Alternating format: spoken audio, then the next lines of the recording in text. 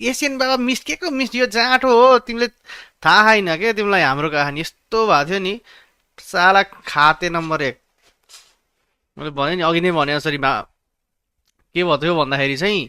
होइन अब हामीले पहिला एउटा भाइ र म मिलेर टक्क लाएर भर्खर फ्री फायर सुरु गरेको थियौँ त्यहाँपछि चाहिँ अनि मैले टक्क लाएर हामीले अनि हाम्रो एक महिनामै राम्रो भ्युज आएको थियो क्या हुन्छ नि मान्छेहरू टक्क लाएर आएको थियो अडियन्स त्यही भएर नि टुर्नामेन्ट गर्ने कोही पनि छैन भनेर भन्दै थियो अनि त्यही भएर हामी गरिदिन्छौँ नि त धेरै पैसाको नभए नि 20,000 गरिदिन्छौँ भनेर हामीले गरेको थियौँ क्या होइन अर्पण भाइ त्यहाँपछि अनि गर्दाखेरि अब प्रमोट त गर्नु पऱ्यो नि त मान्छेहरूलाई थाहा होस् भनेर अनि त्यही भएर मान्छे खोज्दै थियौँ अनि यो चाहिँ त्यो बेलामा धेरै त्यो हुन्छ नि इन्डियाले हामीलाई फ्री फायरले इन्डियालाई हेऱ्यो नेपाललाई हेरेन भन्दै हुन्छ नि त्यो सिम्प्याथी गेन गरेर यो माथि बढाएको थियो क्या